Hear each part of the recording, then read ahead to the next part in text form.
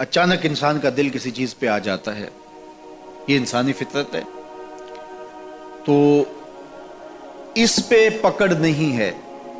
صوفیہ کہتے ہیں کہ تمہارا دل اتنا صاف ہو کہ تمہارے دل میں یہ بات بھی نہ آئے، غنا تمہیں نصیب ہو جائے، لیکن اس کے باوجود ہم بشر ہیں، کمزور ہیں، تو کسی شخص کے پاس کوئی چیز دیکھی اور للچا گیا دل اس کی طرف، اور پھر اس کو حاصل کرنے کے لیے کوشش میں تردد میں لگ گیا۔ دل میں خیال بھی آتے ہیں، وسوسے بھی آتے ہیں، اور ایسی ایسی خواہشات جنم لیتی ہیں کہ انسان خود اپنے پہ ہنستا ہے، لیکن ایسی خواہشات جس کی اتباع میں چل پڑا، جس کی خواہش میں چل پڑا، تو یہ ہلاک کر دینے والی چیز۔ آرزو کا پیدا ہو جانا، حتیٰ کہ آرزو تو آرزو رہی، وسوسے کے پیدا ہو جانے پر بھی پکڑ نہیں ہے اگر اس کی اتباع نہ کی جائے۔ صحابہ نے حضور سے عرض کیا، حضور ہمیں ایسے وسوسے آتے ہیں کہ اگر ہم بیان کر دیں تو قتل کر دیے جائیں۔ اتنا غلیظ خیال بعض اوقات انسان کے دل کی تختی پہ آتا ہے، دماغ کی سکرین پہ ابھرتا ہے۔ تو فرمایا کہ تم کیا کرتے ہو؟ تو انہوں نے کہا کہ ہم اس کو جھٹکنے کی کوشش کرتے ہیں، جب اس طرح کا کوئی خیال آتا ہے تو بندہ اس کو جھٹکتا ہے، دور کرتا ہے، اور بندہ خوف زدہ ہوتا ہے اور اللہ کی پناہ میں آتا ہے، اور اس کی ایک حالت ہوتی ہے۔ تو اس حالت کا انہوں نے ذکر کیا کہ ہم تو پھر یہ کرتے ہیں۔ تو فرمایا کہ ذالک صریح الایمان، یہ تمہارے واضح ایمان کی علامت ہے کہ اس وسوسے کے بعد جو تمہاری طبیعت میں بے چینی اور بیزاری پیدا ہوئی، اور اس کو دھکیلنے کے لیے، اس کو خیال سے ہٹانے کے لیے، اس کو تصورات سے دور کرنے کے لیے جو تم نے کوشش کی، یہ تمہارا ایمان تھا جو کھڑا ہوا، اور تم اس سے بچنے کی کوشش کرتے ہو، تو یہ تمہارے ایمان کی علامت ہے۔ تو خالی وسوسہ اگر کتنا ہی غلیظ کیوں نہ ہو، اگر اس وسوسے کو خیال کا حصہ بنا کے اس سوچ کو لذت کا سبب نہ بنا لیا جائے، حتیٰ کہ غیر محرم کے اوپر آپ کی نظر پڑ گئی، تو فرمایا النظرۃ الاولی لک والثانیۃ علیک، جو پہلی نظر تجھے حاصل ہوئی تو وہ تیرے لیے ہے، لیکن اگر تو نے نظر کا تتبع کیا اور پھر تیری نظر نے دوبارہ پیچھا کیا تو وہ تیرے اوپر وبال بن جائے گی۔ تو خواہش کا، وسوسے کا، اور کسی ایسی چیز کا دل اور دماغ کی سکرین پہ ابھرنا اور خیال پیدا ہو جانا، یہ کوئی بات نہیں ہے۔ انسانی زندگی کے اندر کتنے ہزار خیالات جو ہے وہ انسان کے دماغ میں جو ہے وہ پیدا ہوتے ہیں، اور پیدا ہو کر کے مٹتے ہیں، پھر نئے پیدا ہوتے ہیں۔ کبھی بھی انسان کا دماغ خالی نہیں رہتا، ہر وقت سوچتا ہے۔ آپ اگر یہ طے کر لیں کہ میں کچھ نہیں سوچنا، تو یہ سوچ رہے ہوں گے کہ میں کچھ نہیں سوچنا۔ یہ کبھی ہو نہیں سکتا کہ آپ کا دماغ ہو اور اس کے اندر جو ہے وہ کوئی خیال نہ چل رہا ہو۔ ہزاروں لاکھوں خیالات کا ایک ہجوم گزرتا ہے، تو انسان کا دل، دماغ اس طرح بھاگتا ہے۔ آپ اچھے لوگوں میں رہیں گے تو خیالات پاکیزہ ہوں گے۔ دیکھیے، آپ گندگی کے ڈھیر سے گزر رہے ہوں گے تو خیالات اسی طرح کے ہوں گے نا، اور اگر پھولوں کی روش سے گزر رہے ہوں گے، صحن چمن سے گزر رہیں گے تو خیال اس طرح کے ہوں گے نا۔ آپ جو ہے وہ کسی بازار سے گزر رہے ہوں گے تو خیال اس طرح کے ہوں گے، اور مدینے کی گلی سے گزر رہے ہوں گے تو پھر خیال اسی طرح کے ہوں گے نا۔ اس وقت آپ کے خیالوں کی دنیا کسی اور جہاں میں آباد ہے، اس لیے کہ آپ رسول اللہ کا فرمان سن رہے ہیں۔ لیکن اگر آپ کے سامنے کو گویا غزل گا رہا ہو تو پھر خیال کی وادیوں میں بھٹک کے کہیں آپ اور کھڑے ہوں گے۔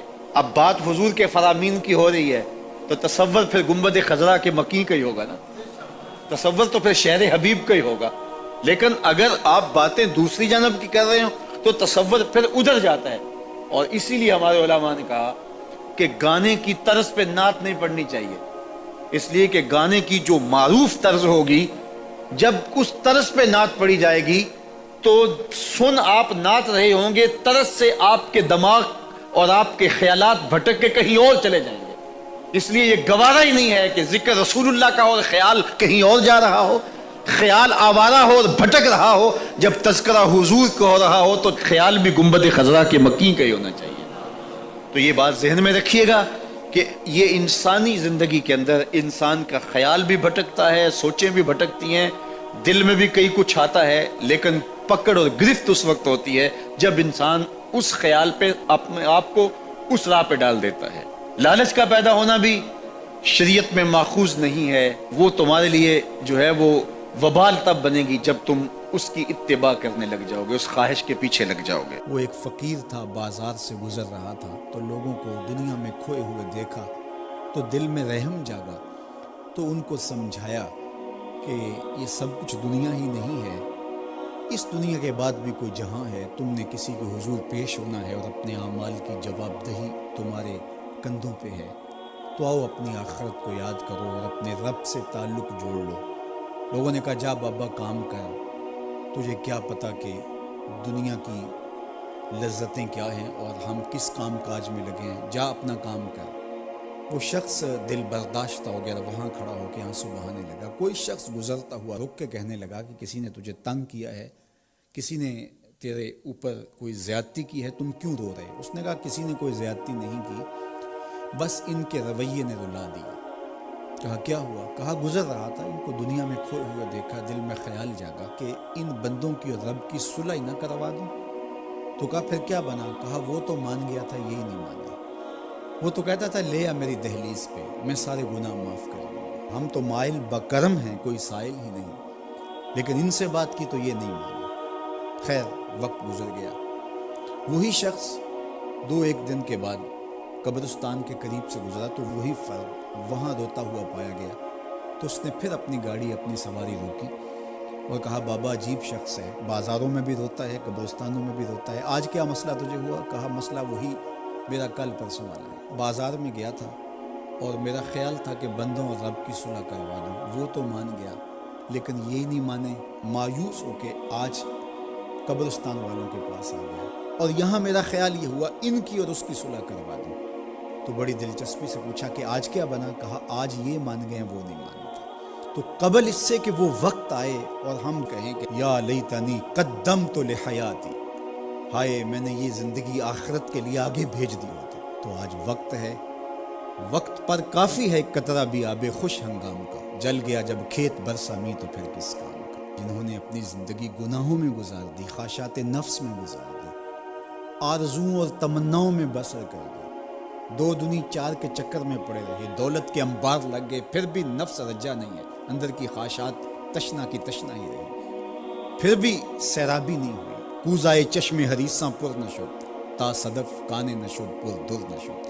رومی علیہ رحمہ فرماتے حریص کی آنکھ کا پیالہ نہیں بھرتا، کہا کہ جب تک صدف کانے نہیں ہوتا اس میں موتی نہیں آتا، اور سادی شیرازی بولتے ہیں کہ پیٹ بھر جاتا ہے آنکھ نہیں بھرتی۔